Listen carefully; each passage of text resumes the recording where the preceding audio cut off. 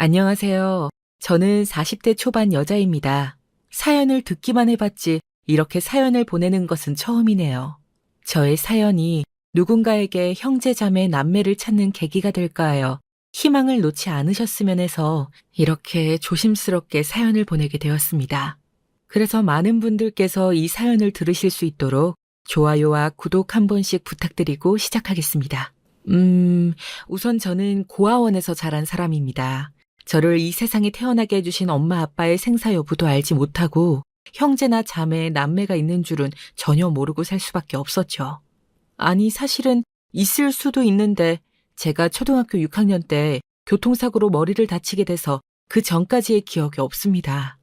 고아원 선생님들은 저에게 기억할 것이 없는 것이 슬픈 것만은 아니라며 제가 어떤 아이였는지, 엄마 아빠나 형제 자매 남매가 있는지 아무것도 말씀해 주시지 않으셨습니다. 그리고 앞으로 채워갈 추억과 기억이 소중한 것이라면서 저를 현재에 집중하며 살게 해주셨습니다. 저는 고아원 선생님들이 저한테 그렇게 말씀하실 만한 이유가 있을 거라고 생각하고 정말 고아원에서 홀홀 단신처럼 살아왔습니다.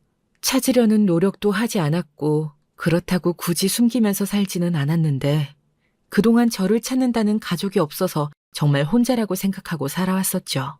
그 결과 결혼을 할 때에도 전혀 가족들이 없어서 조금 서럽게 결혼식을 마치기도 했고요. 그래도 고아원에서 자라 이렇게 남부러울 것 없는 남편을 만난 것이 저는 큰 행운이라고 생각했습니다. 그동안 착하게 다른 사람들을 도우며 살아온 덕을 결혼할 때 보나 보다 그런 생각을 할 정도였으니까요. 저희 남편은 참 정이 많은 사람이었습니다. 저와는 다르게 유복한 집안에서 자랐고요. 공부도 잘하는 사람이었습니다. 제주도에서 나고 자라서 열심히 공부한 실력으로 서울로 올라와 고려대를 졸업했고 졸업과 동시에 삼성에 들어간 인재였죠. 그렇게 진취적이고 성취를 향한 삶을 사는 남편이 참 멋져 보였습니다. 그래서 덜컥 결혼을 승낙한 것도 있었습니다. 이렇게 멋진 사람이 저한테 좋아한다고 사랑한다고 평생을 약속하자고 하니까요. 그런데 그렇게 쉽게 결혼을 승낙한 탓일까요? 남편이 저 말고도 다른 사람에게도 그렇게 쉽게 홀랑 빠질 수도 있는 사람이란 걸 너무 늦게 알아버렸습니다. 남편과 저는 신혼여행에서 아이를 가졌고 그렇게 결혼 첫 해에 쌍둥이 아들 둘을 낳아 행복하게 알콩달콩 잘 키우면서 살아왔습니다. 그렇게 세월이 흘러 저는 남편과 함께 평탄한 생활을 했습니다. 가정주부로 아이들을 돌보면서 어느덧 쌍둥이 아들 둘이 초등학교에 입학하게 되었죠. 아이들을 키우는 세월은 정말 눈 깜짝할 사이에 흘러가 버리더군요. 그때까지 별 문제 없이 남편은 회사 일을 묵묵히 해내며 승진을 향해 달려가고 있었고 야근도 불사하면서 열심히 회사 생활을 했습니다.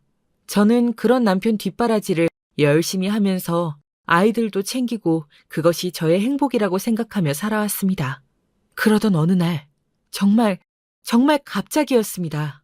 남편이 갑자기 집을 나가겠다고 답답해서 못 살겠다고 자유롭게 살고 싶다면서 집을 나가버렸습니다. 여보, 어떻게 당신이 나한테 이래요? 우리 영민이 영호는 생각 안 해요? 이제 애들 겨우 초등학생이야. 제발 다시 생각해줘요, 네? 당신이 이럴수록 내가 숨이 막혀오는 거야. 난 한시도 집안에 못 있겠어. 답답해 미쳐버릴 것 같다고. 당신이 잘못한 게 아니라 그냥 내가 자유롭게 살고 싶어서 그래. 우리 이혼하자. 이혼? 이혼이라뇨. 절대 안 돼요. 그동안 당신이랑 애들만 보고 산 세월이 얼마인데 이제 와서 이혼이라니. 절대 그렇게 못 해줘요. 제발 생각을 바꿔줘요. 갑자기 이러면 난 어떡하라고. 당신 이렇게 무책임한 사람이었어요? 정말 미안한데 그냥 나랑 이혼해줘. 어? 부탁이야, 제발. 나 오늘부터 짐 싸서 나갈 거야. 이해해줘. 여기 이혼 서류 놓고 간다. 미안해. 나간다고요? 어딜 나가요, 여보? 여보! 제발 이러지 말아요. 우리 영민이랑 영호는 나 혼자 어떻게 키우라고요? 정말 갑자기 저렇게 말만 남기고 호련히 짐을 싸서 떠나버린 남편이 너무나 밉고 원망스러웠습니다. 저는 바닥에 박힌 모처럼 주저앉아서 어디로 가지도 못하고 계속 제자리를 빙빙 도는 느낌에 머리와 정신이 아득해져 왔습니다. 남편은 제가 붙잡는다고 붙잡아지지도 않았습니다. 눈물이 쏟아져도 저는 바닥에 앉아 울고만 있을 수는 없었습니다. 저는 졸지에 갑자기 남편을 잃은 초등학생 쌍둥이 아들 둘을 혼자 책임져야 하는 워킹맘이 되어야 했으니까요. 그동안 남편을 내조하고 아이들을 신경 쓰며 키우느라 가정주부로 전혀 외부의 일을 하지 않고 벌써 10년이 넘는 세월이 흘렀습니다. 그때 제가 할 수 있는 일이라곤 그나마 식당 일 뿐이었습니다. 그래서 열심히 아침에 아이들을 보내고 아이들이 집에 돌아올 때까지 식당 일에 매진했습니다. 하지만 그것만으로는 아이들을 제 혼자 힘으로 풍족하게 먹여 살릴 수 없었고 저는 결국 아침에 미리 아이들 간식과 저녁거리까지 만들어 놓고 밤낮으로 식당 일에 매달릴 수밖에 없었습니다. 그 덕분에 아이들에게 점차 엄마는 원래 일하는 사람, 집에 없는 사람, 그런 인식이 커졌고 스스로 밥도 챙겨 먹고 할 수 있게 되었죠. 저는 아침에 나가기 전에 아이들이 먹을 것을 미리 준비해두기만 했습니다. 이렇게 혼자 밥도 챙겨 먹고 둘이 싸우지도 않으니 참 기특하죠, 우리 아들 둘. 저는 우리 영민이와 영호만 바라보면서 그 세월을 견딜 수가 있었습니다. 영민이와 영호가 너무 빨리 철이 들어버린 것 같아서 미안하기도 하고 안타깝기도 합니다. 그렇지만 그러지 않았으면 저는 아마 더 힘들었겠죠. 이런 사정을 아는지 모르는지 아예 저한테나 우리 영민이 영호에게나 관심도 없는 갑자기 도망가버린 남편은 계속 전화로 이혼해달라는 말만 수없이 반복했고 이혼하지 않은 상태라 위자료나 생활비도 받아낼 수 없어서 결국엔 이혼을 해주고 말았습니다. 이혼 후에도 생활비나 위자료는 주지 않더라고요. 소송을 해야 하는데 소송까지 할 힘과 시간이 도저히 없었습니다. 당장 하루 벌어서 먹고 살기에 급급했으니까요. 영민이와 영호만 생각하며 그렇게 죽을 둥 살 둥 살아왔습니다. 다시 그 시간으로 돌아가라고 하면 절대 가기 싫은 시간입니다. 그렇게 하루하루를 힘겹게 살아오고 있던 저에게 초등학생인 제 아들 영민이가 묻더라고요. 엄마, 왜 우리 아빠는 집에 같이 안 살아요? 아빠 출장 간 거 아니잖아요. 맞죠? 왜 엄마만 이렇게 힘들게 일해요? 우리 집 가난해요? 영민아, 아니야. 우리 집 가난하지 않아. 엄마가 열심히 일하는 거는 이 일이 좋아서 그런 거야. 그리고 영민이랑 영호 하고 싶은 거 할 수 있게, 먹고 싶은 거 다 먹을 수 있게 그렇게 해주고 싶어서 열심히 사는 것뿐이야. 그러면 아빠는요? 아빠는 어디 가서 1년째 나타나지를 않는 거예요? 바람난 거 맞죠? 엄마랑 우리만 두고 혼자 새살림 차린 거예요? 영민아, 그런 말 하면 못 써? 아니야. 아빠한테 새로운 사람이 나타난 게 아니라 그냥 많이 바쁘셔서 그래서 따로 사는 거야. 거리가 머니까. 엄마, 우린 바보가 아니에요. 다 알고 있어요. 아빠가 바람나서 갑자기 집을 나갔다는 거. 우리 초등학생이에요. 유치원생 아니라고요. 맞아요, 엄마. 우리가 있잖아요. 아빠가 우리 버리고 떠났어도 우리 잘 키워주셔서 감사해요. 난 엄마가 있어서 행복해요. 영호도 듣고 있었는지 영민이와 대화하는 도중 끼어들어서 저를 위로해 주더라고요. 정말이지 제 눈에 넣어도 안 아픈 자식들이 바로 우리 영민이랑 영호랍니다. 정말 기특하죠? 그래서 제가 힘내서 더 식당 일을 열심히 할 수 있었고 이렇게 열심히 혼자 아들 둘을 키우는 모습을 보고 사장님께서 기특하게 여겨주셨습니다. 그래서 특히 사람이 많은 점심과 저녁 시간에는 좀 더 시급을 많이 쳐주시기도 했습니다. 그 덕분에 우리 영민이랑 영호에게 부족함 없이 가고 싶은 학원도 보내주고 맛있는 것도 많이 해줄 수 있게 되었죠. 하루하루 영민이와 영호같이 훌륭하고 멋진 제 아들들을 키워간다는 자신감에 열심히 살고 있었지만 술을 파는 곳이라 저녁 시간 밤 시간이 되면 저에게도 찝쩍거리는 손님들이 꽤 있었습니다. 제가 꽤 동안인 편이라서 40 초반인 지금도 아가씨로 보는 사람들도 덜어 있긴 했습니다. 몸은 원래 타고나기를 좀 마른 편이어서요. 그런 손님들이 젊게 봐주는 건 고맙지만 그렇게 찝쩍댈 거면 물론 저도 당연히 사람인지라 불쾌하고 화가 났습니다. 하지만 우리 식당을 찾아주시는 귀한 손님분들에게 불쾌한 것을 티낼 수는 없는 노릇이라서 언제나 그렇듯이 그냥 참고 넘어가길 반복했습니다. 그날도 어김없이 식당에서 홀서빙 일을 하고 있었는데 손님 중 한 명이 어이 거기 이리 와봐 빨리. 네 손님 추가 주문하실 거 있으세요? 말씀해 주시면 바로 가져다 드릴게요. 호, 가까이서 보니까 더 이쁘게 생겼네. 기분이다. 술 한 잔 따라봐. 내가 용돈 줄게. 아이 얼른. 몇 살이야? 칭찬은 감사하지만 저희는 그런 식당이 아니라. 그날도 진상 손님이 있어서 저에게 예쁘게 생겼다며 술을 따라보라고 하길래 제가 그런 식당이 아니라고 하려는 찰나 누군가가 검사 명함을 보여주면서 손님의 뺨을 찰싹 하고 올리는 게 아니겠어요? 저는 너무 놀라서 당황한 나머지 옆으로 털썩 주저앉아 버렸는데 그 검사가 저에게 와서 괜찮으세요 누나? 하는 겁니다. 처음 보는 얼굴에 어쩔 줄 몰라 하고 있는데 그 손님이 개소리 꼬장을 부리기 시작하더군요. 식당에서 이렇게 하면 성희롱입니다.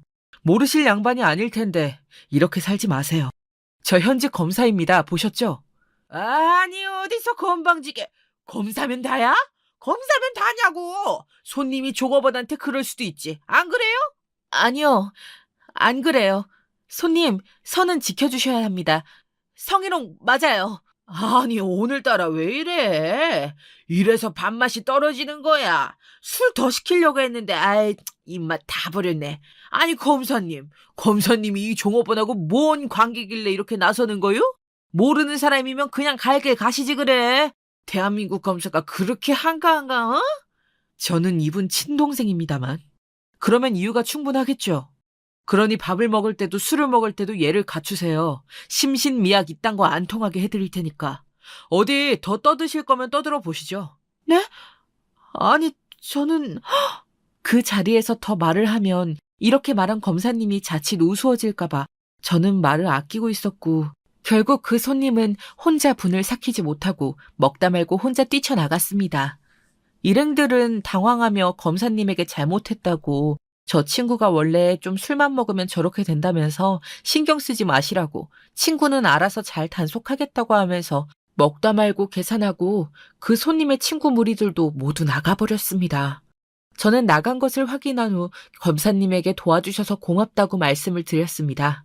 그런데 저를 도와주려고 하셨던 검사님의 말씀이 전부 사실이라는 겁니다. 너무 놀라 멍을 때리고 있는데 검사님이 의자에 앉으시라면서 긴 이야기를 시작하더군요. 우선 제 소개를 할게요. 아까 보신 것처럼 검사 맞고요. 제가 누나의 30년 전 헤어진 친동생이 맞습니다. 저는 거짓말하지 않습니다. 도와드리려고 그런 게 아니라 정말이에요. 정말요? 말도 안 돼. 제가 사실 13살 때 교통사고로 머리 쪽을 크게 다쳐서 기억 상실이 있긴 하거든요. 그 전에 제가 어떻게 살았는지 누구랑 살았는지도 전혀 기억을 못하는 상황이었어요. 고아원에선 저에게 동생이 있었다는 말도 안 해줬었었는데. 그랬군요. 너무 오래돼서 저를 몰라보는 줄만 알았습니다. 서운할 뻔했네요. 제가 10살 때 부잣집에 입양되고 12살이었던 누나는 저와 떨어지는 것 때문에 너무 슬퍼했었어요. 저도 부잣집으로 입양되는 것이 내키지만은 않았죠. 그런데 저한테는 선택권이 없었어요. 누나는 제가 떠난다는 소식을 듣고 한동안 너무 슬퍼했고 우울했어요. 잘 웃고 밝고 긍정적이던 누나의 얼굴에 어둠이 들어선 때는 그때부터였죠. 미안해요, 누나. 혼자만 이렇게 살아서. 잠시만요. 그러니까 지금 12살 때까지의 기억 속에 동생이 있었다는 거죠?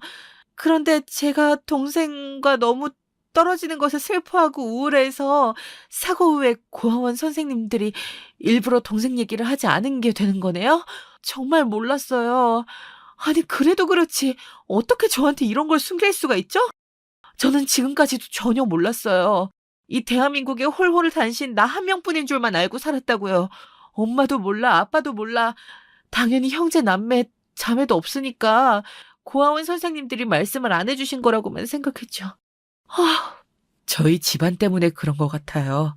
그건 저희 집이 부유한 집안이었고 그런 소문들을 조심해야 되는 곳이었기에 제가 입양된 건 다른 사람들이 전혀 모르는 상태가 되었어야 했거든요. 그래서 고아원 선생님들에게도 돈을 좀 많이 들인 걸로 알고 있어요. 누나도 사고로 기억을 잃은 줄은 몰랐지만 저는 입양되자마자 미국으로 보내져서 못 만나게 되면서 서서히 누나도 저를 잊고 사는 줄만 알았죠. 그런 일이 있었다니 정말 믿겨지지가 않네요.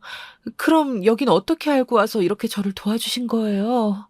검사되고 누나부터 수소문했는데 고아원을 찾아가도 누나 소식을 말을 안 해주는 거예요. 이제 나간 지 오래돼서 어떻게 사는지 전혀 모른다면서요. 그래서 탐정을 시켜 수소문하고 또 수소문한 끝에 드디어 누나를 찾을 수 있게 된 거였죠. 누나가 일한다는 곳을 찾아서 조용히 밥을 먹다가 우연하게도 손님이 그런 몹쓸 짓을 하는 걸 목격한 겁니다. 아, 이렇게 만나게 되다니 고맙고 또 지금까지 아무것도 모르고 난 편하게 내 생각만 하면서 살아온 것 같아서 미안하고 그런 복합적인 감정이 드네요. 밥은 다 먹었어요? 아직이요. 누나, 오늘 몇 시에 끝나요? 할 얘기가 많은데. 일하는 중이라 더 시간을 뺏으면 안 될 것 같아서. 누나 끝날 때까지 밖에서 기다릴게요. 아니에요. 새벽 1시 넘어서 끝났는데 검사님을 그렇게까지 오래 밖에서 기다리게 할 순 없어요. 명함 주면 내가 연락할게요. 나중에 만나서 낮에 얘기하던가 해요. 오늘은 이만 늦었으니까 들어가고요. 말 편하게 하셔도 돼요, 누나. 내 기억 속의 누나는 밝고 명랑하고 쾌활하고 나한테 누구보다 편하게 대하는 사람이었어요. 그럼 이거 제 명함입니다. 편하실 때 연락 주세요. 이렇게라도 뵙고 나니 좀 마음이 놓이는 것 같아요. 반가웠어요, 누나. 말 놓아볼게. 고마워. 이렇게 찾아와줘서. 아직은 얼떨떨하지만 내가 너 누나라고 하니까 이렇게 잘 커준 동생한테 고맙고 기특하고 그러네. 벌써부터. 얼른 들어가 봐. 명함 전화번호로 연락할게. 누나. 난 내일 점심도 괜찮으니까 누나 스케줄 가능할 때 연락 줘. 친동생이란 검사님을 보내드리고 다시 와서 식당 일에 집중하는데 정말 집중이 잘 안 되더라고요. 그동안 제가 알고 있었던 저라는 사람, 저의 가족, 저의 어린 과거 시절의 이야기가 너무나도 궁금해졌습니다. 그래서 고아원에 가서 물어볼까 하다가 오히려 고아원 선생님들을 난처하게 만드는 일일지도 모른다는 생각에 그만 접고 검사인 동생을 얼른 만나봐야겠다고 다짐했습니다. 어쩌면 저와 동생을 낳아주신 친엄마 친아빠를 동생은 이미 검사라는 신분을 가지고 찾았을지도 모르니까요. 혹시나 하는 기대에 부푼 마음으로 동생을 만날 날만 손꼽아 기다렸습니다. 동생은 내일 밥이라도 먹자며 흔쾌히 만남에 응해주었고 저는 동생과 그렇게 다른 식당에서 만나 밥을 먹게 되었습니다. 누나, 오래 기다렸어? 일 처리가 하나가 늦어져서 미안해. 그래도 이렇게 바로 다음날 누나랑 같이 밥 먹을 수 있어서 다행이다. 식당 일은 괜찮고? 괜찮아. 늦을 수도 있지. 검사일 많이 바쁘고 힘들지. 나야 뭐 식당 일은 이제 손에 익어서 괜찮지. 이렇게 몇 시간 쉬는 건 원래 미리 말해야 하는데 이번에 네가 우리 식당 찾아온 게 크게 한몫 단단히 했다. 같이 일하는 아주머니들이 검사님 얼른 만나러 가라고 그런 친동생이 있었다니 왜 진작 말 안 했냐면서 막 그러시더라. 아, 그랬구나. 내가 어제 가길 정말 잘했네. 덕분에 누나랑 이렇게 밥도 먹고 이야기도 나눌 수 있게 됐잖아. 나는 누나가 사고로 기억을 잃은 줄은 정말 몰랐어. 그래서 생각했지. 누나야말로 나한테 궁금할 게 많을 것 같다고 말이야. 맞아. 조금 무리해서라도 빨리 꼭 보고 싶었어. 우선 자랑스러운 내 동생 검사된 거 진심으로 축하해. 누나로서 너무 늦게 축하해준 것 같지만 꼭 축하한다고 자랑스럽다고 말해주고 싶었어. 고마워, 누나. 누나가 그렇게 말해주니까 나 검사되길 정말 잘한 것 같네. 나 검사되고 탐정 붙여서 누나 찾는데 제일 오래 걸렸는데 그래도 엄마랑 아빠는 금방 찾아지더라고. 그래, 우리 엄마 아빠는 어떻게 찾았어? 살아 계시나? 나 너무 궁금한 게 많아. 검사 되자마자 바로 확인해 봤는데 우리 엄마랑 아빠는 이미 세상을 떠난 지 오래더라고. 나 태어난 지 얼마 안 되고 엄마가 돌아가셨고 아빠는 그만 사고로. 그래서 우리가 고아원에 보내지게 된 거였어. 다른 친척들이 우릴 키워줄 형편이 되는 사람이 없었나 보더라고. 너무 안타깝지. 그렇구나. 나는 혹시나 우리 엄마 아빠가 살아계실지도 모른다고 생각했는데 그렇진 않았구나. 우리가 어릴 때 돌아가신 거였어. 그래서 우리가 고아원에... 그렇구나. 이제라도 알게 돼서 다행이야. 난 고아원 선생님들이 아무 말씀도 안 해주시길래 안 해주실 만한 이유가 있겠지 하고 그냥 넘겨왔거든. 알게 되면 너무 슬퍼할까봐. 그래서 기억을 잃고 나선 더 이야기를 안 하셨을 수도 있겠다는 생각이 드네. 누나. 너무 상심하지 마. 그래도 나는 누나는 살아있을 거라고 강하게 믿고 있었어. 그리고 결국 누나를 찾아냈잖아. 오래 걸리긴 했지만. 이제라도 이렇게 찾아서 다행이야. 맞아. 날 찾아줘서 너무 고마워. 내가 어릴 때 어떤 아이였는지도 궁금하네. 누나를 생각나는 대로 이야기해 줄 수 있을까? 괜히 좀 쑥스럽기도 하네. 당연하지. 누나는 말이야. 동생과 어색하고 서먹할지도 모른다는 걱정은 사서 괜한 걱정을 한 것이었습니다. 만나서 밥을 먹으면서 한 2시간 넘게 시간 가는 줄 모르고 옛날 추억 이야기를 들으면서 얼핏 동생과 함께했던 추억들이 기억이 나는 것도 같더라고요. 참 신기한 일입니다. 40 넘게 지금까지 살아올 동안 저는 늘 혼자였었다고 생각했는데 그게 아니었다는 게 이렇게 핏줄이라는 게 단단하고 든든한 것인지 정말 몰랐었습니다. 동생과 함께 이런저런 이야기를 나누다가 영호랑 영민이는 잘 크고 있는지, 그리고 남편과 어떻게 이혼하게 되었는지 결국 동생에게 다 털어놓게 되었습니다.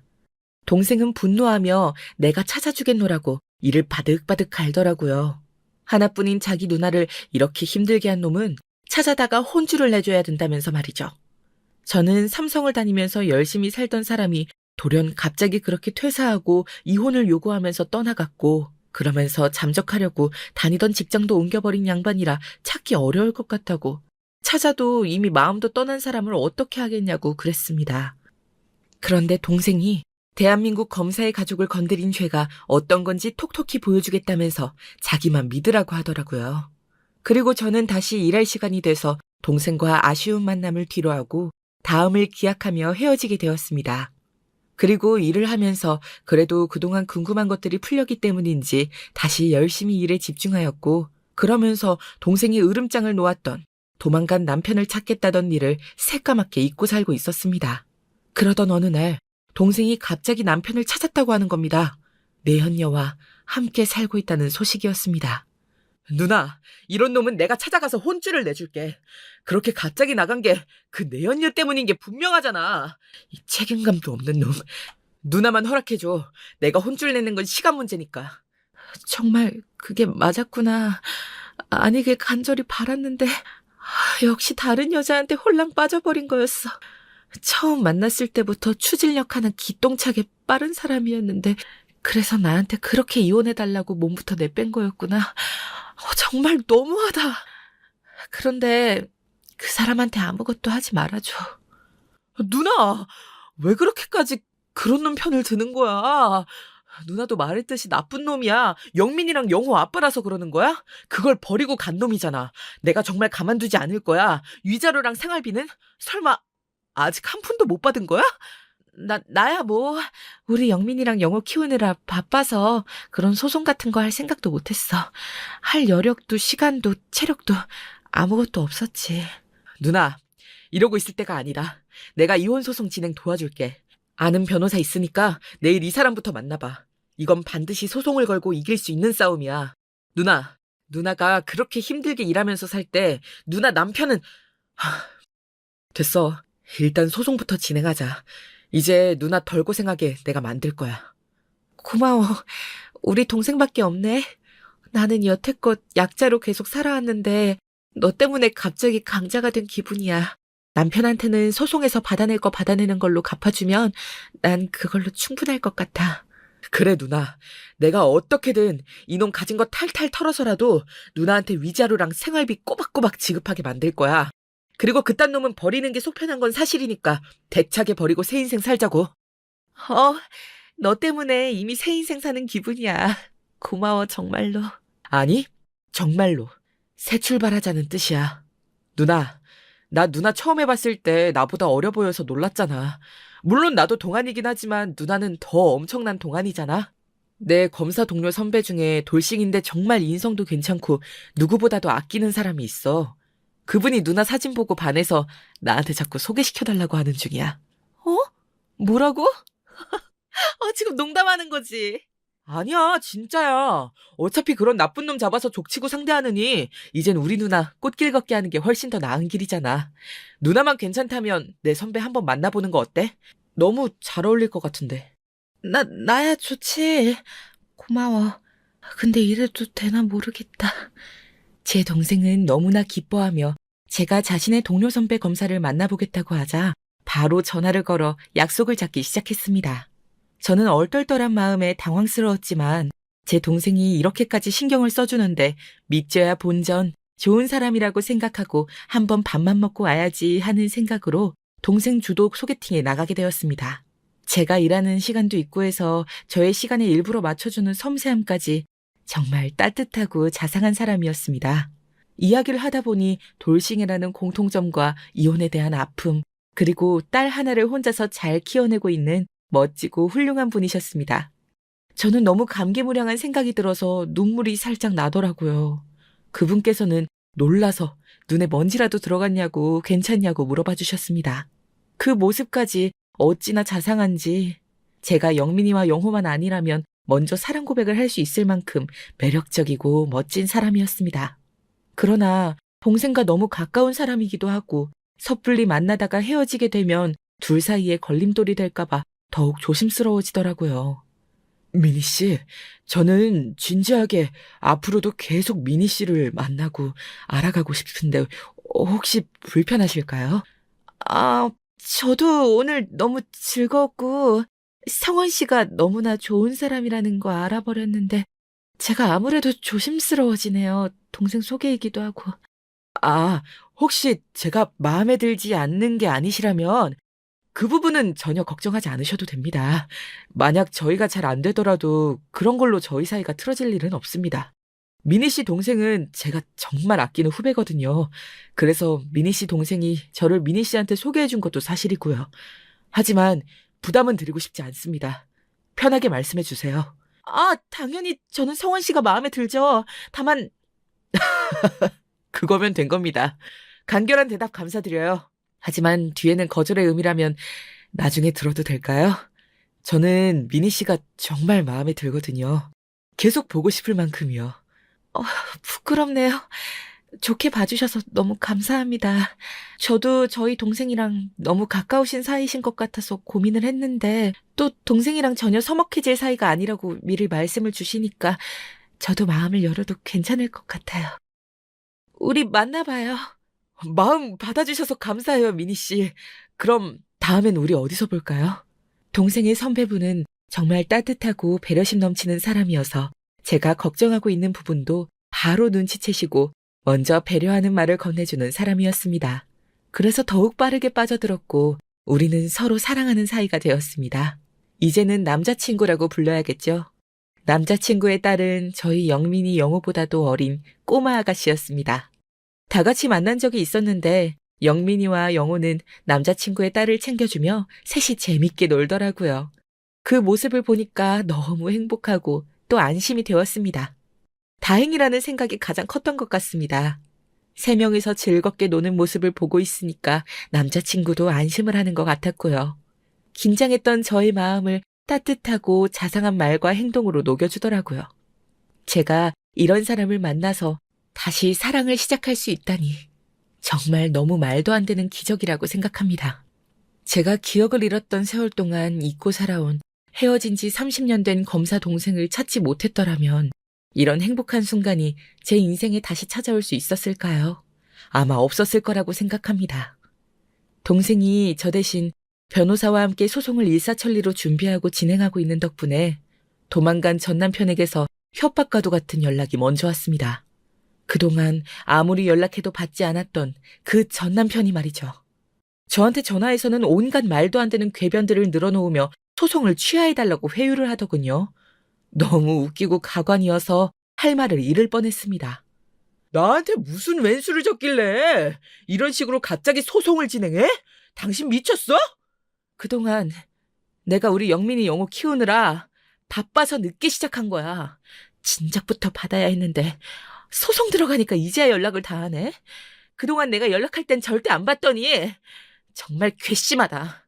네가 어디서 무슨 돈이 나서 그렇게 잘 나가는 이혼 전문 변호사 썼는진 모르겠는데 당장 소송 취하해. 얼른.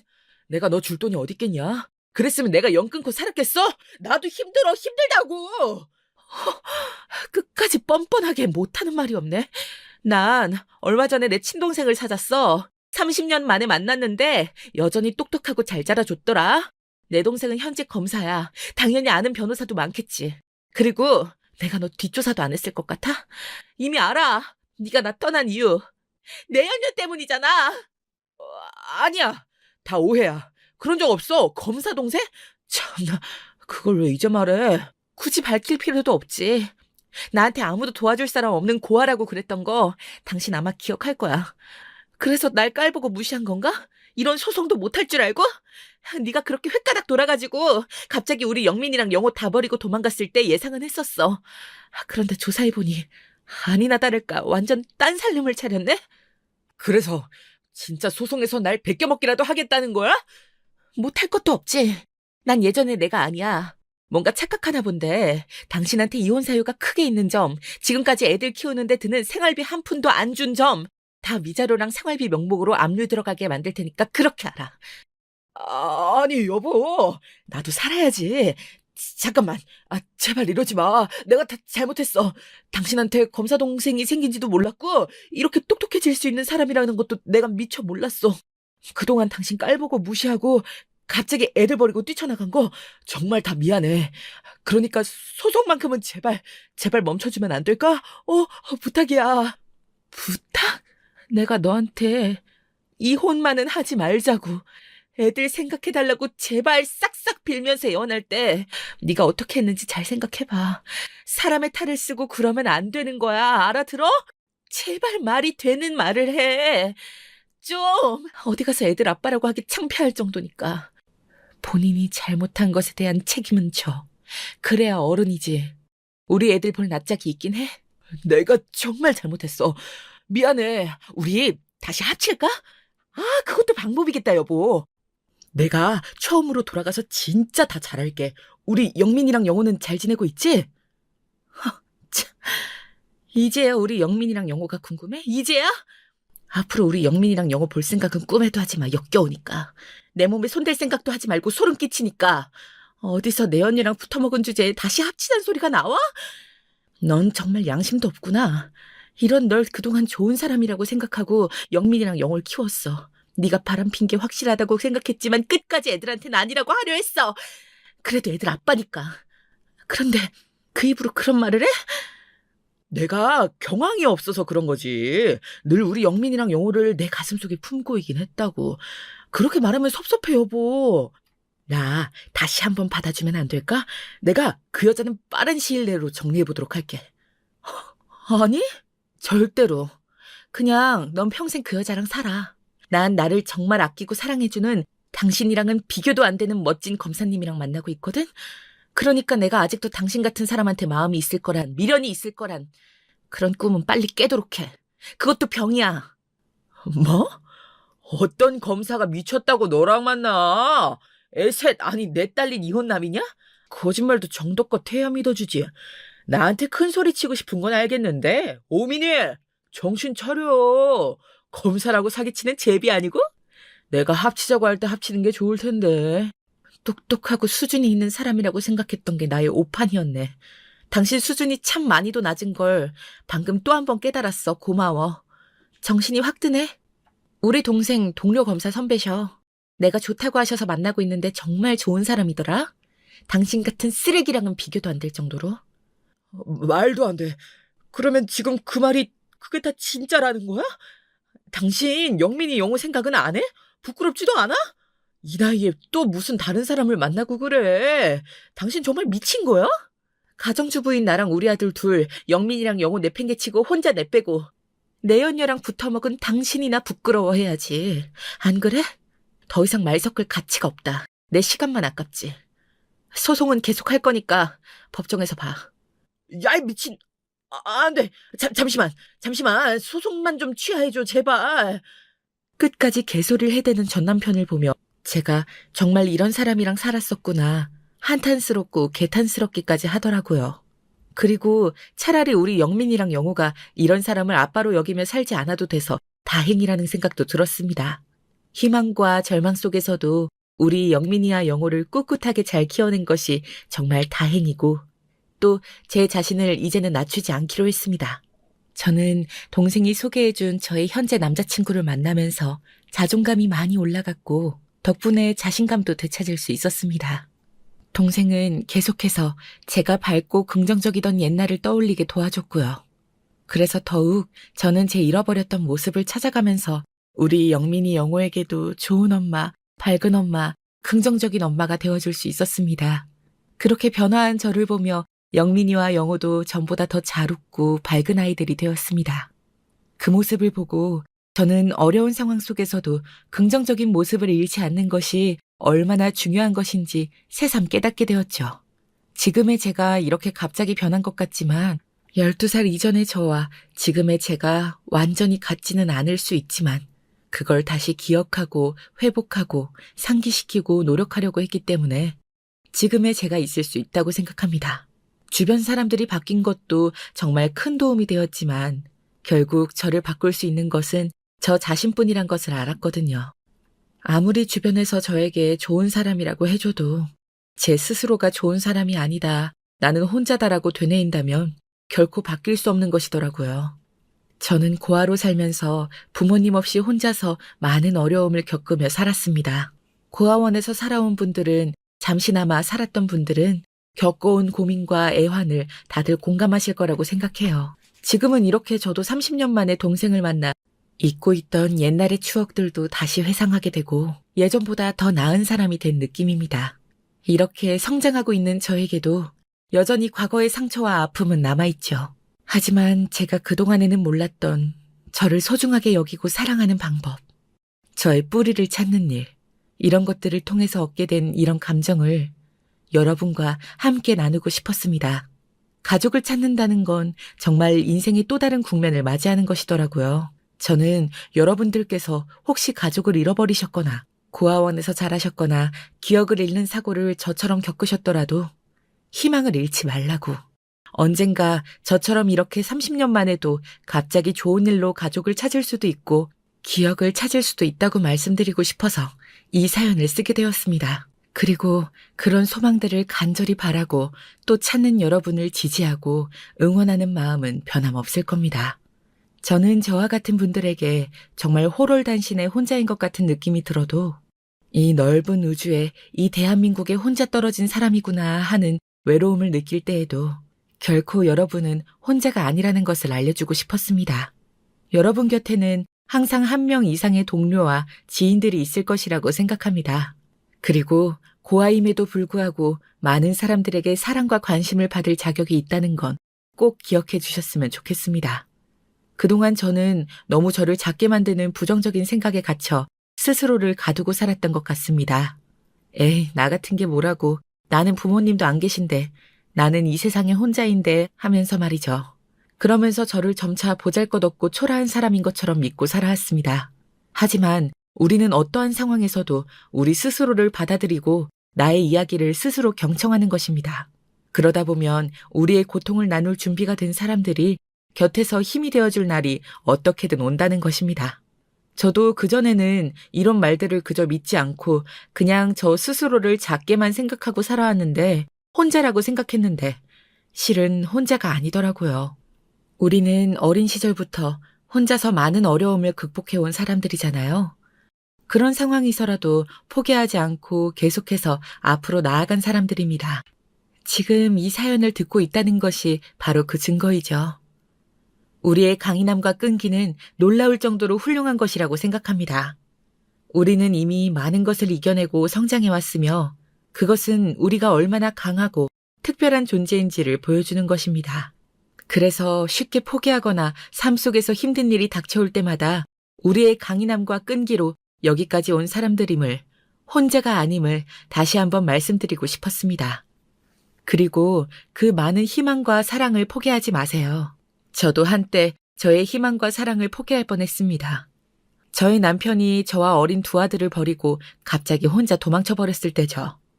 그 전에도 희망을 버리고 살아오기도 했습니다. 나 따위가 뭐라고 이런 못난 생각들로 가득했죠. 하지만 지금 저는 여실히 느낍니다. 우리는 어려운 과거를 가지고 있음에도 불구하고 우리의 희망을 가져야 한다는 것을 말이죠.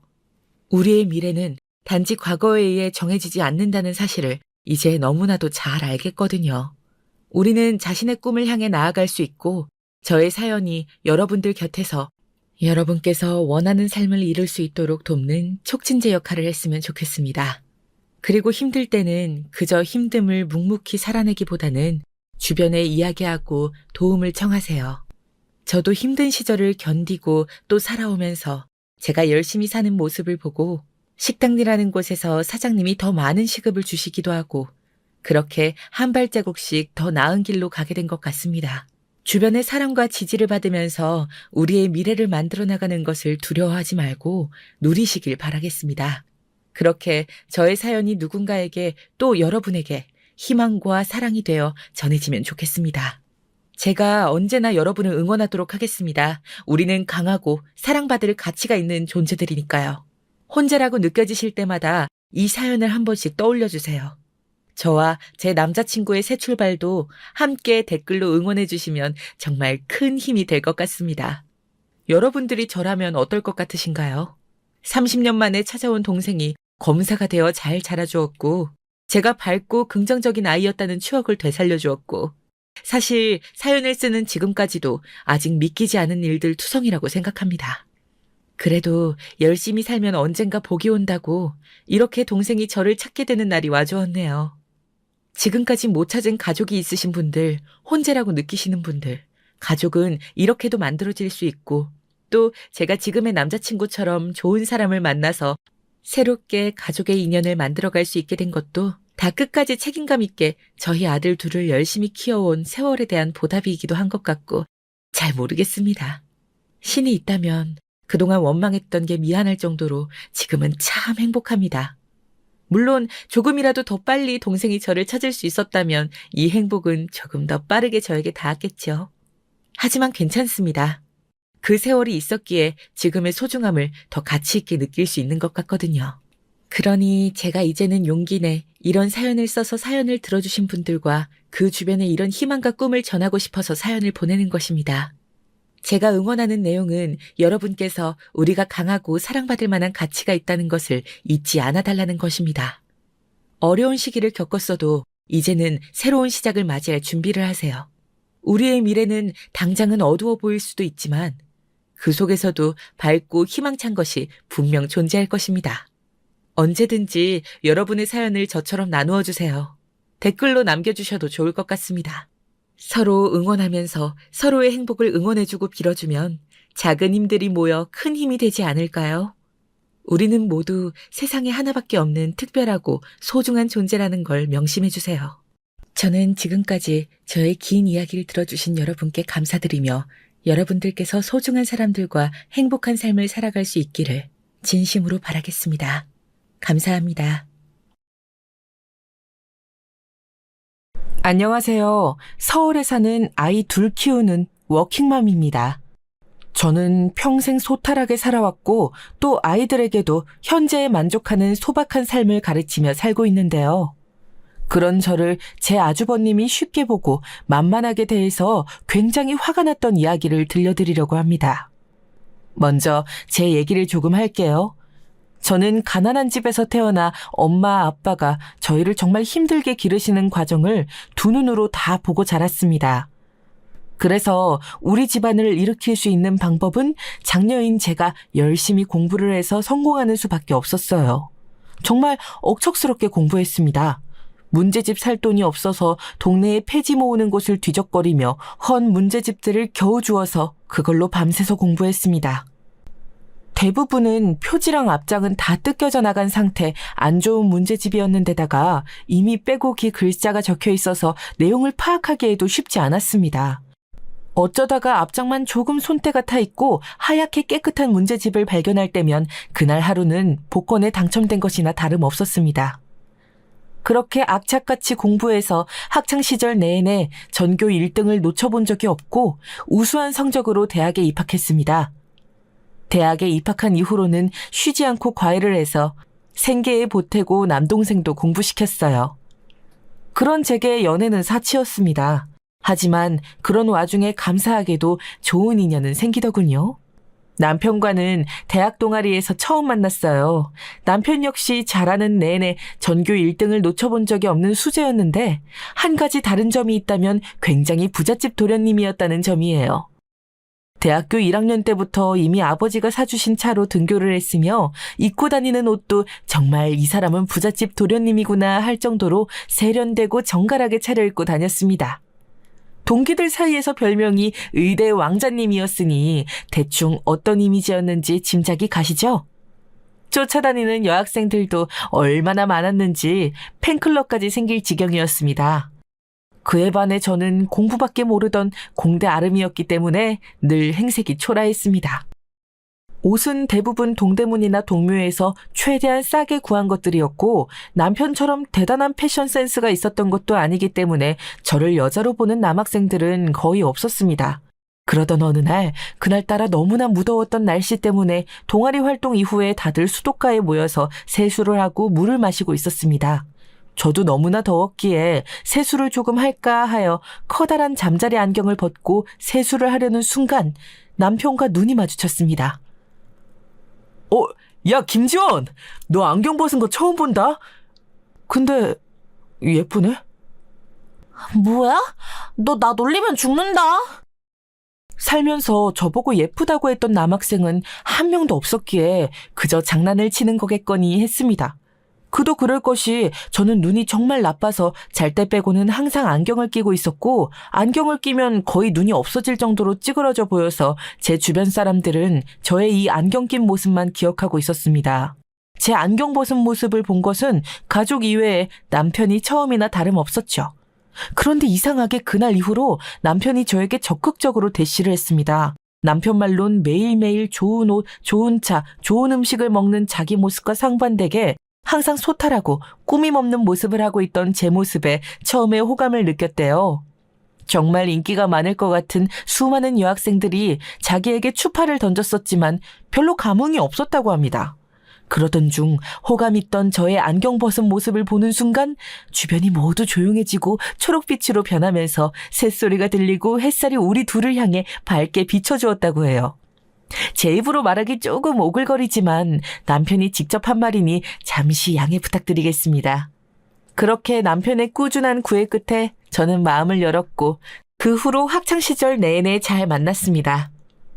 학생들 사이에서는 왕자님 같은 남편과 촌티가 좔좔 흐르는 제가 사귀는 모습을 보고 신데렐라 커플이라고 불렀습니다. 그래도 그 정도면 양반입니다. 어떤 학생들은 더 비아냥거리면서 미녀와 야수가 아닌 미남과 야수 커플이라고 하기도 했습니다. 네, 미남은 의대 왕자님인 남편이고 야수는 다름 아닌 저죠.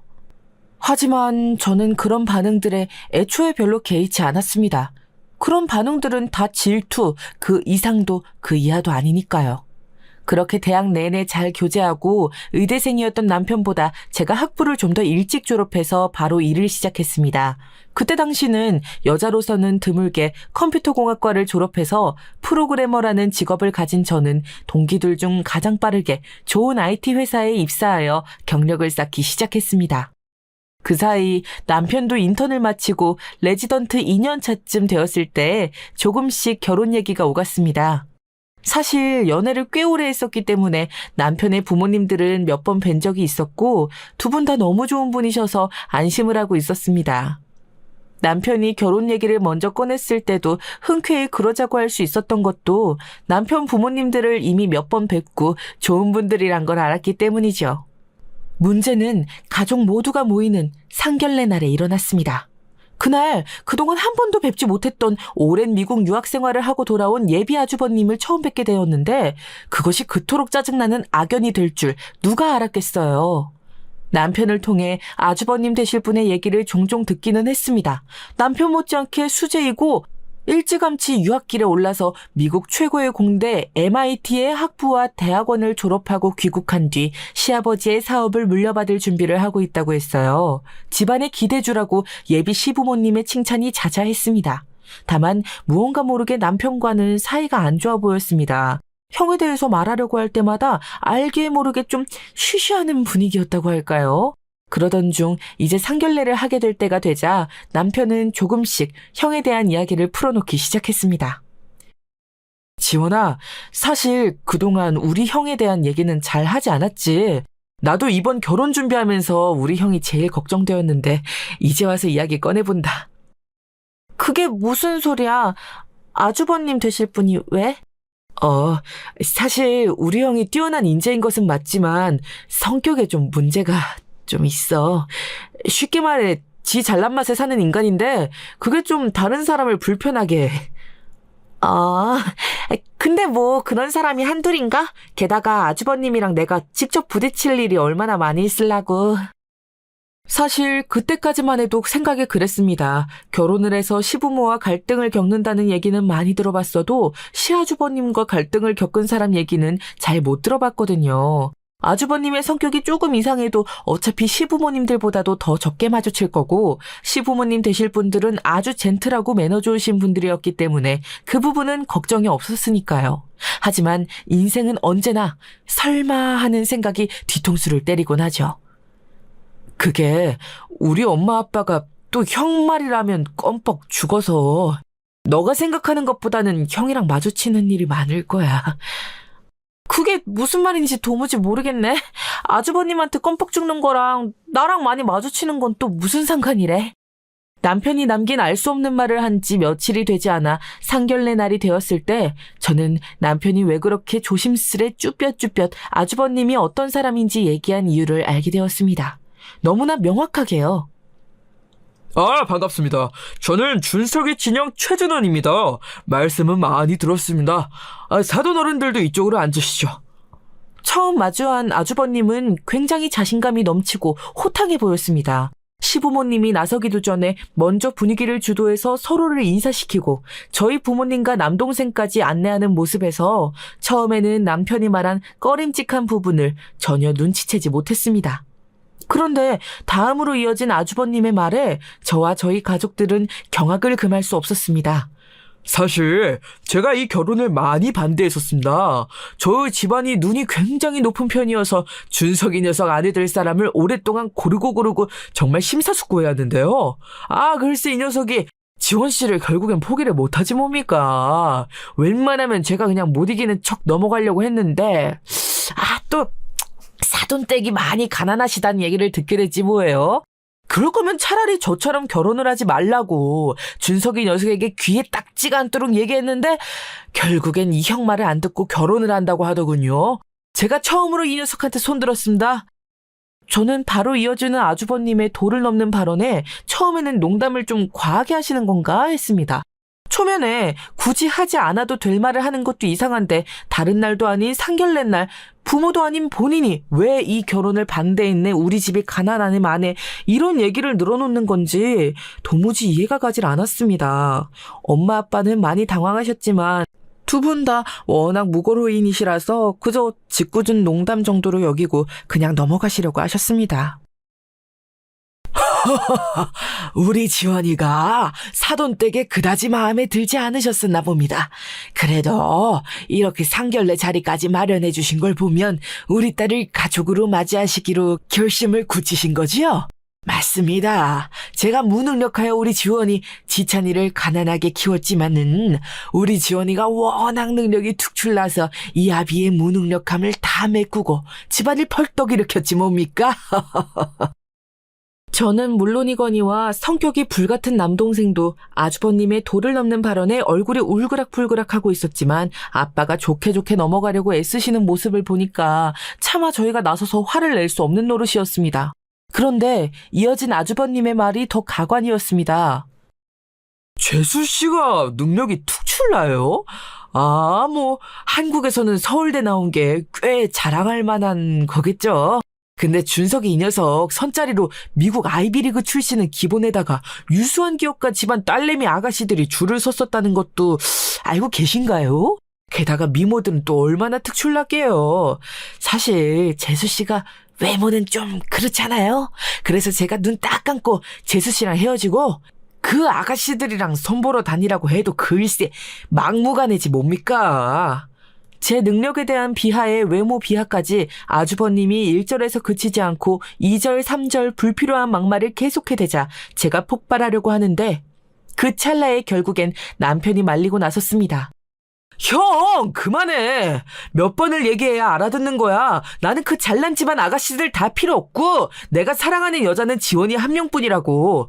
아무리 형이 이 집안의 장남이지만 지금 이 자리에서 그런 불필요한 말 하는 거 선 넘었어. 지금 여기 상견례 자리야. 형이 나설 자리 아니라고. 뭐 이 자식아? 이 자식이 돌아왔나? 어디 형한테 눈을 부릅뜨고 대리라? 너 정말 죽고 싶어? 남편의 말에 아주버님은 다짜고짜 남편의 멱살을 잡더니 금방이라도 한 대 칠 기세였습니다. 그만들 하세요. 여기 지금 두 집안이 화합하는 자리 아닌가요? 그런데 이게 무슨 난리죠? 어머님, 아버님은 왜 이 난리가 났는데도 가만히 계세요? 장남이라는 분이 이렇게 무례하게 구는데도 보고만 계실 거냐고요? 참다 못한 제가 소리를 버럭 지르며 나섰습니다. 이대로는 더 자리가 이어지기 힘들 것 같아 얼른 자리를 파하고 나왔습니다. 엄마, 아빠, 지찬아, 가자. 아무래도 이 결혼 다시 생각해봐야겠다. 준서가 우리 간다. 잘난 네 형님이랑 잘 먹고 잘 살아. 저는 그 길로 냅다 뒤도 안 돌아보고 자리를 나서는데 그 잘난 아주버님이 저희의 뒤에 달고 쏘아붙였습니다. 어이구, 내가 이럴 줄 알았지. 이래서 없는 집안이랑은 사돈을 맺으면 안 돼. 이것 봐, 금방 인성미천 드러나잖아. 정말 먹던 음식을 들어서 아주버님의 얼굴에 투척하고 싶었지만 그랬다가는 똑같이 무례한 사람이 되는 것 같아서 꾹 참고 그 길로 뒤도 안 돌아보고 집으로 돌아왔습니다. 돌아오는 내내 엄마 아빠에게 그리고 동생에게 미안해서 얼굴을 들 수가 없었습니다. 결혼에 대한 모든 것이 순조로울 줄만 알았는데 난데없이 아주버님이라는 복병이 등장해서 모든 것을 다 망쳐놓았습니다. 상견례 자리를 그렇게 파하고 남편에게서 오는 전화를 며칠간 피했습니다. 처음에는 남편한테도 화가 나서 그랬는데 생각해보니까 남편에게 화를 낼 일이 아니었습니다. 남편이 아주버님에 대한 대략적인 언급을 이미 해두었는데 오히려 제가 대수롭지 않게 생각하고 더 묻거나 대책을 세우지 않은 저의 잘못도 있는 것 같았습니다. 하지만 이 결혼을 어찌할지 도무지 머릿속이 정리가 되질 않아 며칠을 더 그렇게 보냈습니다. 그렇게 저희 가족이 상상도 못할 불쾌한 일을 겪은 지 일주일 정도 지나서였습니다. 아무리 생각해도 아주버님이라는 존재 때문에 제가 사랑하는 사람과의 결혼을 이대로 파토내는 것은 불합리해 보였습니다. 그래서 남편과 만나서 얘기를 나누었습니다.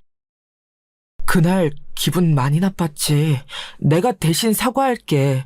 우리 형에 대한 대책을 좀 더 함께 간구했어야 됐는데 내가 안 이랬어. 아니야, 너가 왜 사과를 해. 나도 너무 대수롭지 않게 생각했어. 그런데 어쩜 형이 그렇게 무례하게 구는데 어머님, 아버님은 한 번을 제지를 안 하셔? 나는 그것도 좀 놀랐어. 그게 형이 워낙 어렸을 때부터 특출나다 보니까 엄마 아빠가 형을 너무 오냐오냐 키웠어. 거의 왕처럼 컸다니까. 집안의 모든 중심은 형이고 형을 위주로 모든 가족의 대소사가 다 흘러갔어. 형 말이라면 부모님이 그냥 다 들어줬으니까. 그런 분위기 속에서 크니까 형도 인간관계에 문제가 많아서 학창시절에 동급생들이랑 트러블도 많고 했었어. 그래서 일찌감치 유학 보내신 거야. 나는 그렇게 형이랑 분리되어서 학창시절을 보내게 됐는데 그게 결과적으로는 나에게는 잘된 일이었지. 부모님이 형 유학 보내고서는 나한테 신경도 많이 써주시고 특히 나에 대해서는 형과는 다르게 인성교육도 철저히 시키시고 사회성 훈련도 많이 시키셨어. 그 결과 지금 직업도 잘 갖게 되고 지원이 너랑도 이렇게 오래 연애할 수 있는 원동력이 됐지. 남편의 말을 들으니 아주버님이 왜 그렇게 제멋대로 구는 사람이 됐는지 또 왜 시부모님의 통제권을 벗어난 사람인지 조금은 이해가 되었습니다. 어릴 때부터 신동소리를 들으며 부모님의 기대를 한몸에 받았으니 콧대가 높아질 만도 했는데 거기서 그치지 않고 부모님이 오냐오냐 키웠으니 인성이 바르게 자라지 않은 것은 불보듯 뻔했습니다. 천만다행으로 남편이 그 가풍에 영향을 받지 않고 바르게 자라주어서 감사할 따름이었습니다. 아직까지도 형은 우리 집에서 왕이야. 유학 가서도 공부 하나는 기가 막히게 잘해서 그 유명한 MIT를 전액 장학금으로 석사까지 마치고 졸업했으니 타이틀 좋아하는 우리 부모님 입장에선 뭐 말 다 했지. 이제 왜 서울대 나온 너랑 나는 형 기준의 눈꽃만큼도 차지 않는지 알겠지. 게다가 안 그래도 왕대접 받았는데 이제는 아버지 사업까지 물려받는다고 하니 아버지 입에서는 자식이 아니고 상전이지 상전. 거기까지도 다 좋다 이거야. 그런데 이제는 형이 내 결혼까지 왈가왈부하기 시작하는데 나는 그거는 도무지 눈뜨고 못 보겠더라고. 부모님도 인정하는 너인데 지가 뭐라고 오지랖을 부려. 그것도 그렇게 무례하게? 그래서 참다 나도 처음으로 그날 형한테 대든 거야. 여기까지 듣는데 남편은 남편 입장에서 할 수 있는 만큼 다 했다는 생각이 들었습니다. 사실 남편이 무슨 잘못이 있겠어요. 오히려 잘하면서 형에게 편향된 부모님의 사랑을 섭섭해하지 않고 자기 길을 묵묵히 걸어온 남편이 더 대단해 보이고 오히려 존경심까지 들었습니다. 이런 훌륭한 남편감을 이상한 아주버님 한 사람 때문에 놓치고 싶지 않았습니다. 나도 연락 안 받은 건 미안해. 생각을 좀 정리하느라고 그랬어. 아직도 너 많이 사랑하고 너 같은 남편감 세상에 없다고 생각해. 그런데 결혼은 또 다른 차원의 얘기잖아? 처음에는 아주버님 한 사람이 우리의 결혼 생활에 얼마나 큰 영향을 미칠까 하는 생각에 별로 대수롭지 않게 생각했는데 그날 본 분위기는 그게 아니더라. 앞으로 우리 결혼 생활에도 아주버님이 자꾸 토를 달까봐 그게 너무 걱정이 돼. 지원아, 너가 걱정하는 바가 뭔지 너무 잘 알아. 그냥 우리 둘의 행복한 생각만 하자. 형은 내가 중간에서 어떻게든 잘 제어하고 최대한 안 마주치게 할 테니까 우리 결혼 예정대로 올리자. 형은 결혼식도 못 오게 할게. 부모님은 이미 내가 다 설득해 놓았어. 남편이 이렇게까지 말하는데 지난 오랜 연애 기간과 앞으로 누릴 수 있는 행복한 결혼 생활을 이대로 떠나보내고 싶지는 않았습니다.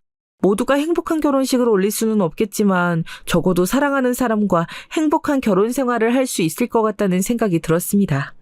그렇게 우여곡절 끝에 양가는 다시 상견례를 하게 되었고 상견례와 결혼식 모두에 아주버님은 참석을 하지 않았습니다. 남편이 형에게 이 결혼과 관련해서 코빼기라도 비치면 의절할 거라고 단호하게 말했다고 하네요. 아주버님 말이라면 꼼짝 못하는 시부모님도 이건 아니다 싶었는지 아주버님이 결혼식에 참석하지 않는 것에 동의를 하셨습니다. 아주버님은 처음엔 노발대발하다가 남편의 단호한 태도에 이를 뿌득 갈면서 한 발 물러섰다고 해요. 하지만 그러고도 분이 풀리지 않았는지 그 이후로도 여러 번 잊을만 하면 저희 결혼식에 자기를 초대 안 했냐며 섭섭한 마음을 드러냈습니다. 그런 분위기와는 사뭇 다르게 남편과 저의 결혼 생활은 아무 문제 없이 행복하기만 한 나날들이었습니다. 워낙 오래 연애하기도 해서 서로를 너무 잘 알고 저희 둘 다 워낙 독립심이 강해서 시댁이나 친정 부모님께도 돈 벌릴 일이 거의 없었습니다. 이렇게만 결혼 생활이 지속된다면 영원히 행복할 것 같았습니다. 문제는 명절이었습니다. 처음 한두 해는 아주버님이 출장차 명절 모임에 참석을 못한다고 하여 내심 좋아했습니다. 출장은 핑계고 자기도 제 얼굴 볼 낯짝이 없어서 피한다고 생각했고 그게 맞는 거라고 생각했습니다. 그런데 웬걸요? 저희가 결혼한 지 3년째 되던 날 추석에 아주버님이 뒤늦게 결혼을 하겠다고 하면서 섹시될 사람을 명절 모임에 데리고 온다는 것이었습니다. 저는 무언가 깨름칙했지만 그래도 결혼할 사람을 가족에게 소개하는 자리이니 그것까지 피할 수는 없다고 생각했습니다. 거기다 더해 염려가 더해진 것은 아주버님도 성격이 저렇게 개차반인데 손윗동서 될 사람은 도대체 어떤 사람이 올까? 그 동서랑도 또 다른 갈등이 생기지 않을까 하는 생각에 며칠을 잠을 못 잤습니다. 그렇게 다가온 추석날 결국 또 일이 터지고 말았습니다. 엄마, 아빠, 나왔어. 아이고, 명절에 이렇게 오는 게 얼마만인가. 위대하고 훌륭하신 재수씨 무서워서 올 수가 있어야지 말이야. 가족들이 먼저 모여있던 자리에 뒤늦게 현관문을 벌컥 열면서 아주버님이 들어오는데 특유의 비아냥거림은 여전했습니다. 엄마, 처음 보지? 수진아, 인사해. 우리 엄마 아빠야. 여기는 내 동생이랑 훌륭하신 재수씨. 안녕하세요. 이수진이라고 해요. 처음 뵙겠습니다. 그렇게 소개받은 손윗동서가 될 사람은 글쎄 아주버님보다 15살이나 어리다고 하지 뭐예요. 집안의 유일한 악당 같은 아주버님도 버거운데 졸지에 저보다 훨씬 어린 손윗동서를 맞이하게 되어서 걱정이 이만저만이 아니었습니다. 그리고 화장은 어찌나 진하게 하고 어른들에게 인사하러 오는데 옷은 어쩜 그렇게 짧게 입고 오는지 첫인상이 좋아 보이지는 않았습니다. 엄마, 우리 수진이 너무 예쁘지? 뉴욕에서 패션 전공했는데 얼마나 세련됐는지. 아우, 재수 씨랑 있으면 너무 비교되겠다. 역시나 그냥 넘어가는 법이 없이 저를 걸고 넘어가는데 저는 일단 한번 꾹 참았습니다. 아, 형, 또 왜 그래? 아, 안녕하세요, 형수님. 말씀은 많이 들었습니다. 앞으로 잘 지내봐요. 남편은 특유의 서글서글함으로 아주버님이 망치려는 분위기를 어떻게든 무마시키려고 애썼습니다. 그런데 유유상종이라고 하죠. 요 건방진 어린 형님이 하는 말 좀 들어보세요. 네, 저도 오빠한테 동생분 내외 얘기는 많이 들었어요. 결혼식 날도 우리 오빠 못 오게 했다면서요? 그럼 두 분도 저희 결혼식에 안 오시는 거죠? 순간 그곳에 쎄한 정적이 흘렀습니다. 늘 아주버님에게 휘둘리는 시부모님은 이번에도 역시 모르는 척 가만히 계셨습니다. 아, 그게요. 그때는 그럴 만한 사정이 있었습니다. 아, 형, 아직까지 그거 마음에 담아두고 있는 거야? 담아두기는.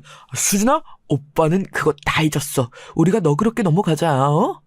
아니, 좀 어이가 없어서 그래요. 아무리 그래도 자기 친형을 결혼식에 못 오게 하는 사람이 어딨어요? 아, 여기 오는 길에 처음 들었는데 진짜 오는 내내 황당했다니까요.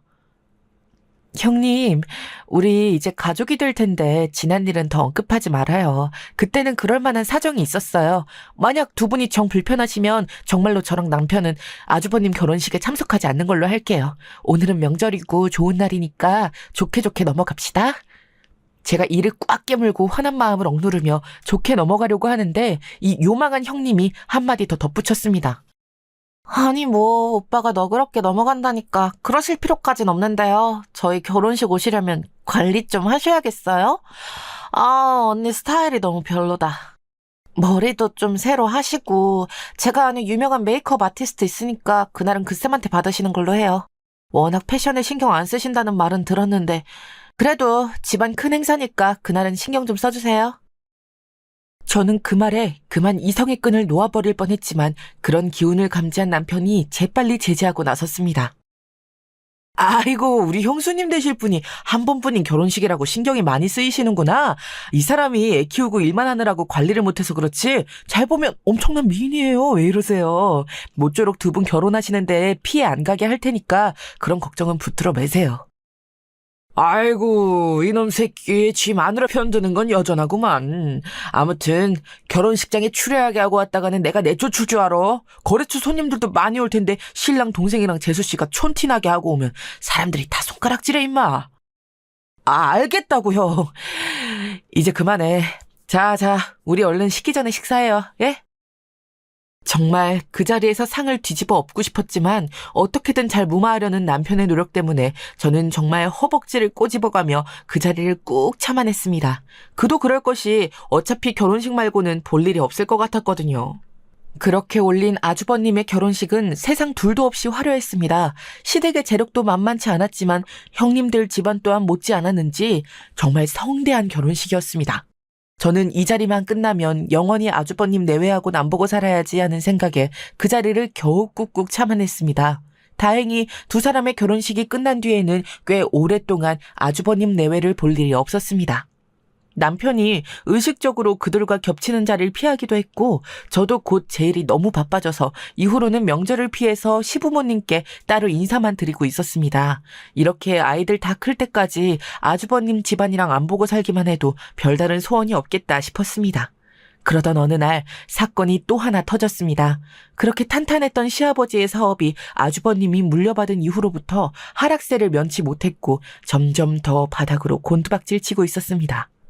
시아버지가 이룩해놓았던 업계의 명성으로 인해 매우 큰 규모의 투자를 받게 되었는데 거기에서 수익을 내기는커녕 엄청난 손실을 입히면서 부도 위기에 놓였다고 했습니다. 급기야 시아버지가 제게 도움을 요청하기까지 이르렀습니다.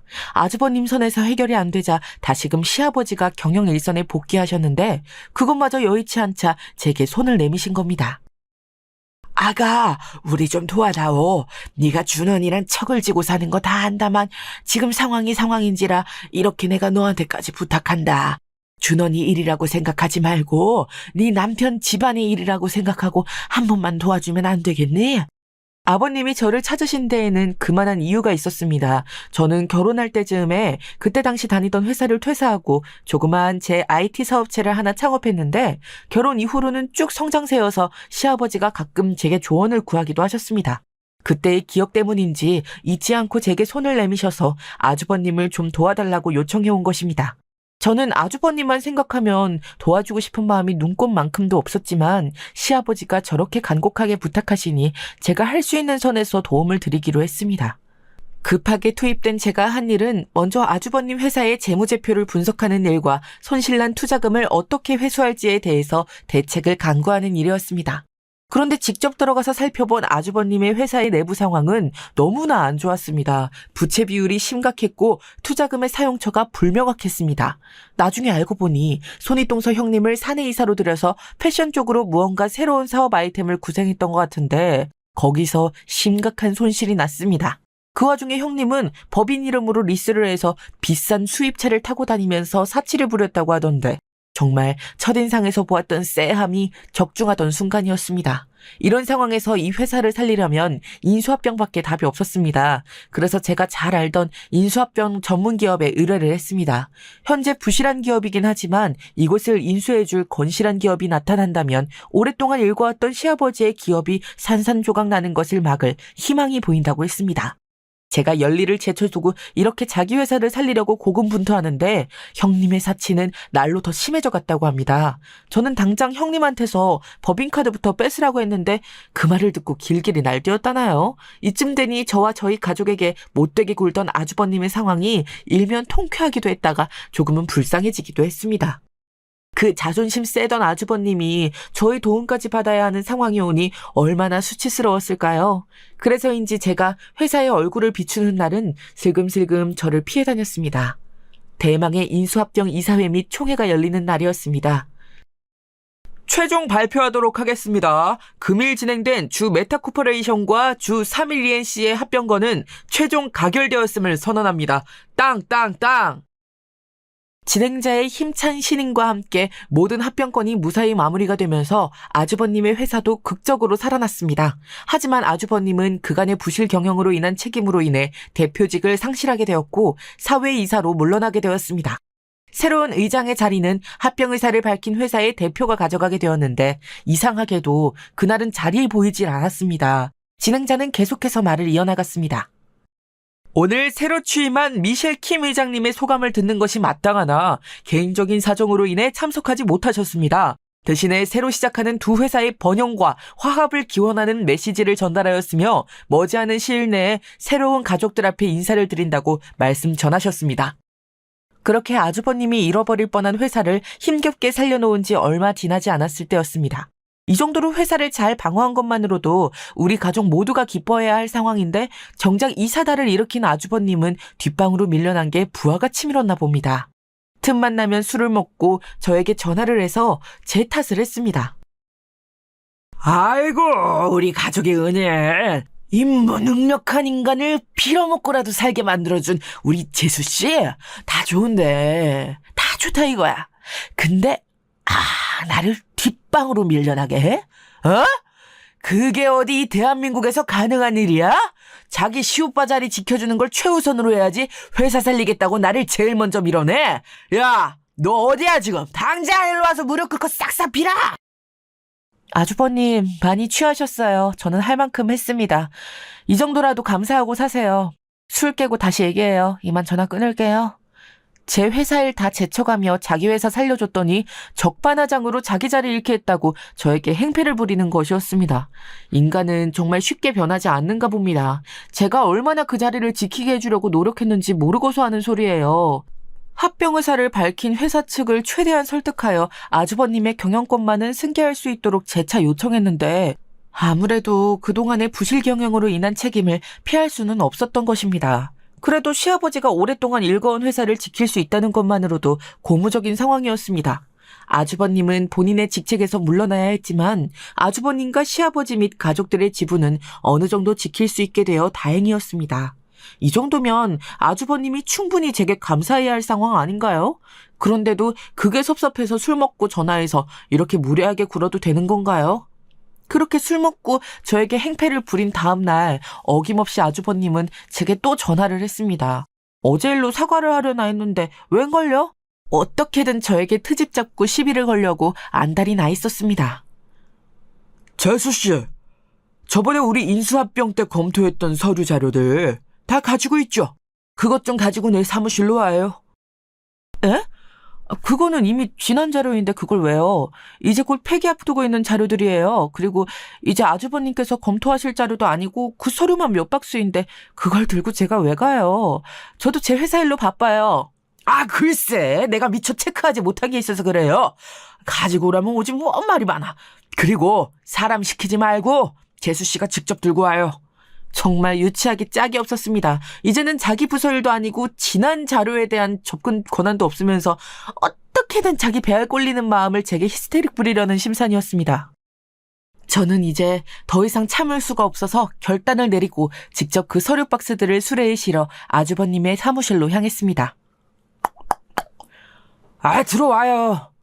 그렇게 수레에 실은 자료 몇 박스를 들고 사회이사실 문을 열었는데 세상에 거기에 자기 골프 친구들을 불러서는 대낮부터 위스키판을 벌이고 있지 뭐겠어요? 아, 여기 인사드려. 우리 재수씨, 내가 심부름 시키면 그냥 찍소리 못하고 이렇게 온다니까? 아니, 근데 어디 파출부 일이라도 하셨나? 왜 이렇게 추락가 왔어? 아이고, 여러분들이 좀 이해해. 애 보고 밥하느라고 이렇게 경황이 없다, 우리 재수씨가? 아이고, 재수씨. 아무리 그래도 시오빠 회사에 오는데 이런 촌스러운 차림은 좀 그렇지 않아? 친구들 뵙기 창피하니까 얼른 가요, 얼른. 저는 자기 배알 꼴리는 화풀이로 저를 이렇게 심부름시키는 것도 모자라 자기 친구들 앞에서 창피를 주는 모습에 그동안 오래 참아왔던 한을 풀기로 했습니다. 힘들게 들고 온 자료 박스들을 바닥에 내팽개치며 말했습니다. 최준원 이사님, 앞으로 이런 개인적인 부탁은 삼가주셨으면 좋겠습니다. 그리고 대낮부터 이사실에서 이렇게 술판 벌이는 거 징계 사유에 해당합니다. 한 번만 더 이런 일이 발생하면 바로 징계위원회에 회부할 테니 그런 줄 아세요. 뭐? 너 미쳤어? 아니, 이게 그래도 동생 마누라라고 오냐오냐 해줬더니 이제 지 시오레비한테 못하는 소리가 없네. 야! 너 이리 안 와! 저는 제 할 말을 마치고 뒤도 안 돌아보고 엘리베이터로 가는데 아주버님이 씩씩거리면서 따라왔습니다. 야! 너 당장 옥상으로 따라 올라와! 내가 아주 오늘 네 버르장머리를 싹 고쳐놓을 테니까. 저는 그런 아주버님의 위협을 가볍게 무시하며 제가 갈층 버튼을 꾹 눌렀습니다. 아주버님은 씩씩대면서 엘리베이터에 따라 탔는데 금방이라도 저를 한 대 칠 것 같은 기세로 난리치는 아주버님을 뒤따라온 친구들 2-3명이 겨우 뜯어말리고 있었습니다. 야, 옥상 누르라니까 10층을 왜 눌러? 너 거기가 어딘 줄 알아? 니까짓 게 함부로 발들일 만한 데가 아니야. 옥상 안 눌러? 길길이 날뛰는 아주버님과 뜯어말리는 친구들을 뒤로하고 엘리베이터는 10층에 멈춰 섰습니다. 띵! 엘리베이터 속 난장판 안에서 엘리베이터 문이 열리고 비서들이 저를 맞았습니다. 대표님 오셨습니까? 아니 대표님 근데 이게 무슨 난리죠? 왜 최 이사님이 여기에 같이... 순간 난장판이던 그곳에는 잠시 동안 정적이 흘렀고 저를 맞이한 비서실장의 어안이 벙벙한 것은 물론 누구보다도 이 상황을 당황해야 할 아주버님의 표정이 가관이었습니다. 뭐? 누가 대표님이야? 어이, 비서실장님. 누가 대표님이에요? 얘가 왜 당신 대표님이야, 어? 최준원 이사님, 예의 갖추세요. 신임의장 미실킴 대표님이십니다. 지금 이게 무슨 무례예요? 징계위원회에 회부되고 싶어요? 아니, 그게 무슨... 여러분도 많이 놀라셨나요? 네, 제가 바로 합병된 두 회사의 신임 의장 미셸 킴입니다. 업무상 제 본명이 아닌 영어 이름을 쓰고 있었는데 합병 과정에서 일부러 저의 정체는 밝히지 않았습니다. 저 자존심 센 아주버님이 제 회사와 합병을 한다고 하면 자기가 처한 상황은 생각 안 하고 극구 반대하며 딴지를 놓을 것이 분명했으니까요. 앞서 잠깐 말씀드렸지만 저는 대학을 졸업하자마자 제 회사를 창업했고 대한민국의 눈부신 IT 시장 발전과 함께 제 회사도 급격하게 성장했습니다. 어느덧 저는 상장사를 이끄는 여성 CEO가 되었고 그런 저를 시아버지도 많이 의지하셨었지요. 그렇게 회사가 커질 때에도 남편 외에 기업을 운영하시는 시아버지 말고는 제가 그런 회사를 운영하고 있다는 걸 밝히지 않았어요. 집에서만은 조용히 쉬고 싶었거든요. 자연스레 시댁에서는 시아버지를 제외하고는 제가 기업의 대표인지는 꿈에도 생각 못하고 있었지요. 시아버지는 내심 학벌만 좋고 실속은 없는 아주버님보다 제게 회사의 경영권을 물려주고 싶으셨다고 해요. 그런데 제 회사가 아버님 회사 못지않게 성장을 했으니 이제 그럴 여지가 없어졌기에 장남에게 회사를 물려주었던 건데 이 사달이 났던 거였지요.